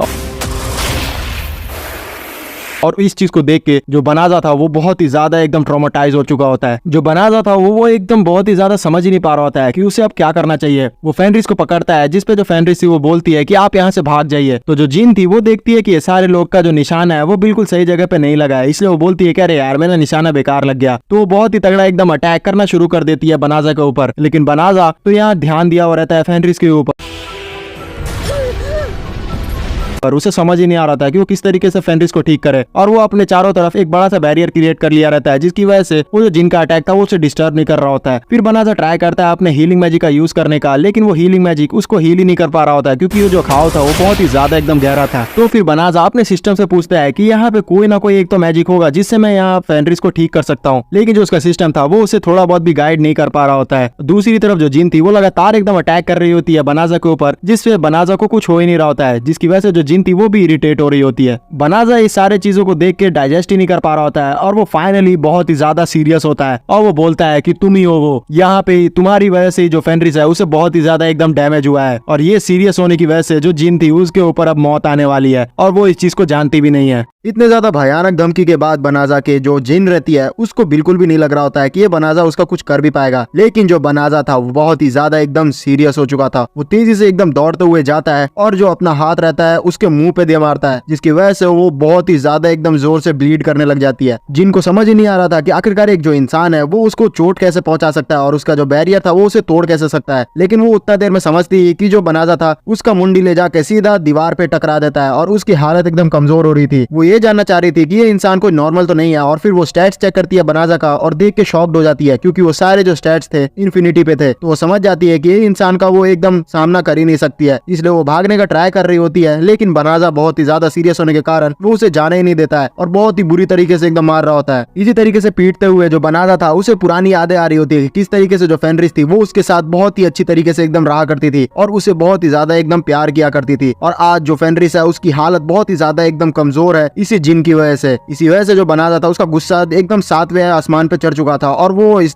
जिन को फाइनली एक बार अपनी जिंदगी में किसी न किसी इंसान को मारने वाला था, और वो इस बार जिन थी। लेकिन यहाँ जो दूसरी तरफ फेनरिस रहती है वो अचानक से ही होश में आ जाती है और उसे समझ में नहीं आ रहा होता है कि आखिरकार वो तो मर गई थी ना, तो फिर वो जिंदा कैसे हो गई। तो उसे जो बारीरोसा रहती है वो बताती है कि तुम उधर देखो, जो सर बनाजा है वो बहुत ही ज्यादा एकदम गुस्से में है। जो फेनरिस थी वो देखती है कि जो बनाजा है वो उसके लिए उस जिन से लड़ाई जा रहा है, तो और भी ज्यादा एकदम खुश हो जाती है कि उसका जो हस्बैंड है वो उसकी मौत से बहुत ही ज्यादा एकदम दुखी है, इसलिए वो बदला ले रहा है। लेकिन फिर अचानक से उसे याद आता है कि किस तरीके से जो बनाजा था उसने बताया था कि उसे बिल्कुल भी हिंसा पसंद नहीं है। इसी कारण से जो स्टार्टिंग में उसने उसे मारने की कोशिश भी की थी तो भी बनाजा ने फेनरिस को छोड़ दिया था। इसी चीज को याद करते हुए जो फेनरिस थी वो तेजी से एकदम भागती है और बनाजा को एकदम हक कर लेती है और पीछे से रोकते हुए उसे बोलती है कि नहीं, आप ऐसा बिल्कुल भी नहीं कर सकते, आप मेरे कारण से अपनी जो काइंडनेस है उसे एकदम हटा नहीं सकते हैं, आप दिल से बहुत ही ज्यादा एकदम अच्छे हैं, इसलिए मैं नहीं चाहती कि आपके जो हाथ है वो मेरी वजह से खून से रंग जाए। जो बनाजा था वो जैसे ही देखता है कि फेनरिस उसके पीछे से उसे पकड़ लिया और वो होश में आ चुकी है, तो वो थोड़ी देर के लिए उस जिन को छोड़ देता है और फेनरिस को पकड़ लेता है और बोलता है कि तुम आखिरकार जिंदा कैसे हो। और फेनरिस कुछ बताती है कि उतनी देर में वो उसे जोर से हक कर लेता है और जो फेनरिस थी वो बहुत ही ज्यादा एकदम रोना शुरू कर देती है। वो बनाजा को बोल रही होती है कि आप बिल्कुल भी इसे नहीं मारिएगा, मैं नहीं चाहती कि आप ऐसा एकदम बहुत ही ज्यादा डेडली लुक में आ जाए। और इन दोनों के बीच में बहुत ही ज्यादा एकदम होलसन मोमेंट हो जाता है। फिर सीन शिफ्ट हो जाता है और हम लोग देखते हैं कि जो प्रिंसेस थी वो अपने सारे जितने भी मेजेस थे उन सभी को लेके शहर में टेलीपोर्ट हो जाती है और वो आई थी असल में बनाजा को ढूंढने के लिए। लेकिन उस टेलीपोर्टेशन मैजिक के कारण जितने भी उनके मेजेस थे वो बहुत ही ज्यादा एकदम थक गए थे। उन्होंने थोड़ी देर पहले ही बहुत ही तगड़ा एकदम प्यूरिफिकेशन मैजिक स्पेल कास्ट किया था और फिर तुरंत ही उन्हें ये टेलीपोर्टेशन मैजिक भी एकदम कास्ट करना पड़ा, जिसकी वजह से वो बहुत ही ज्यादा थक गए थे। तो जो प्रिंसेस थी वो उनसे सॉरी बोलती है उनसे इतना ज्यादा ओवरवर्क करवाने के लिए, लेकिन फिर उन्हें मजबूरी में ये चीज करना ही पड़ रहा था, क्योंकि अगर वो लोग अपनी जान बचाना चाहते हैं तो उन्हें बनाजा के पास जाना ही पड़ेगा। लेकिन अचानक से पता नहीं क्या होता है कि इनके गर्दन में जो लगा हुआ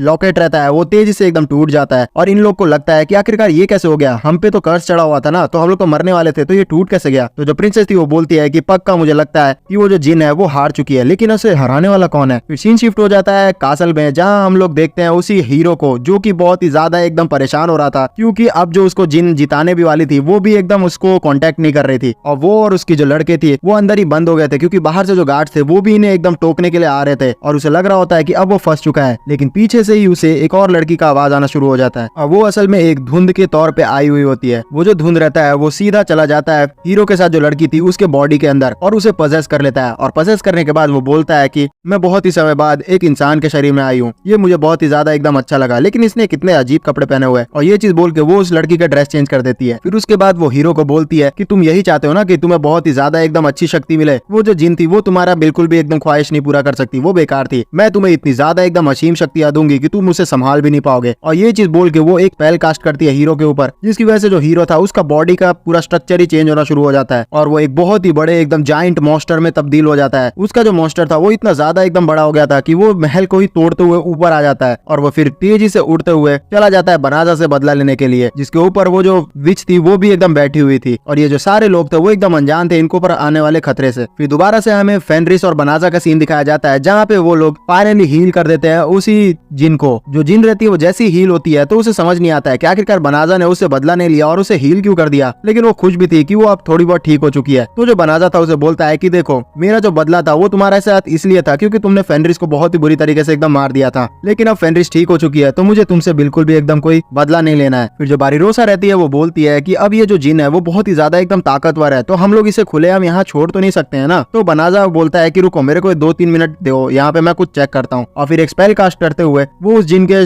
माइंड के अंदर झांकता है कि आखिरकार किसने उसे ऑर्डर दिया था और उसे पता चल जाता है कि जो हीरो है उसने उसे मारने का ऑर्डर दिया था। तो वो बोलता है कि हम लोग दोबारा से इसे कैसल में नहीं छोड़ सकते क्योंकि वहाँ पे कोई और इसे फिर से रिक्वेस्ट करेगा और ये उसके इच्छा को पूरी करने के लिए बहुत सारे लोगों की बलि चढ़ा देगी। और फिर वो डिसाइड करने ही वाला होता है कि इसके साथ क्या करना है। उतनी देर में जो फेनरिस रहती है वो तेजी से दौड़ते हुए आती है और फिर उसके बाद उस जिन को ऑफर करती है कि वो जो बनाजा है उसकी सर्वेंट बन जाए। तो जो बनाजा था वो बोलता है कि तुम पागल तो नहीं हो गए हो, यहाँ पे जो जिन है वो बहुत ही ज्यादा ताकतवर है तो इसे मैं सर्वेंट कैसे बना सकता हूँ। तो फेनरिस फेनरिस एकदम शांत करवा देती है उसे और बोलती है कि हमारे साथ वैसे ही बहुत सारी नाइट्स रहती हैं, तो एक जिन भी रहेगी तो क्या हो जाएगा, वैसे भी बहुत ही ज्यादा ताकतवर है, तो आपको वैसे भी सर्वेंट की जरूरत जो पड़ती है उसके लिए बहुत ही अच्छी रहेगी। और जिन लोगों को नहीं पता कि आखिरकार जो फेनरिस है वो ठीक कैसे हो गई, तो मैं उन लोगों को बता देता हूँ कि जो बनाजा था वो बहुत ही ज्यादा एकदम फ्रस्ट्रेट हो गया था, क्योंकि उसका जो हीलिंग मैजिक था वो फेनरिस पे काम ही नहीं कर रहा था, इसलिए उसने टाइम को मैनिपुलेट कर दिया और टाइम मैजिक का यूज करते हुए उसने फेनरिस के जितने भी अगल बगल की चीजें थे उनको समय में पीछे लेकर चला गया, और इसी वजह से जो फेनरिस थी उसका जो शरीर था वो ठीक हो गया था। इस तरीके से जो फेनरिस है वो बहुत ही ज्यादा रिक्वेस्ट कर रही होती है, इसलिए जो बनाजा था वो समझ जाता है कि आखिरकार फेनरिस ऐसा क्यों चाह रही है, तो वो बोलता है कि मैं समझ चुका हूँ कि आखिरकार तुम ऐसा क्यों चाह रही हो, मैं तुम्हारे शक्ल पे ही पढ़ सकता हूँ। तो जो फेनरिस थी वो शर्मा जाती है और वो बोलती है कि हाँ तो क्या हो गया, वैसे भी हमारे टीम में अगर जिन जैसी बहुत ही ज्यादा एकदम ताकतवर लड़की रहेगी तो हम लोग वैसे ही ताकतवर हो जाएंगे, इसलिए मैं बस चाहती हूँ कि आप इसे सर्वेंट बना ले। तो जो बनाजा था वो तो अपनी बीवी को मना नहीं कर सकता था, इसलिए वो बोलता है कि ठीक है चलो, फेनरिस को अगर उससे प्रॉब्लम नहीं है तो मैं इसे रखने के लिए तैयार हूँ, और वो अपना जो हाथ है उस जिन के आगे बढ़ा देता है। तो जो जिन थी वो हाथ मिलाने से पहले सोचने लगती है कि आखिरकार मैं हमेशा से सोचती थी कि जो इंसान है वो बहुत ही ज्यादा एकदम मतलबी हुआ करते हैं और उन्हें बस अपने काम से काम मतलब रहता है, लेकिन ये जो इंसान है वो अलग है। और ये चीज सोचते हुए वो बनाजा के एकदम सीरियस लुक जो उसने लड़ाई के समय देखा था उसे भी याद करने लगती है, और उसे देख के एकदम बहुत ही ज्यादा ब्लश करने लग जाती है। तो जो फेनरिस थी वो देखती है कि ये जो जिन है वो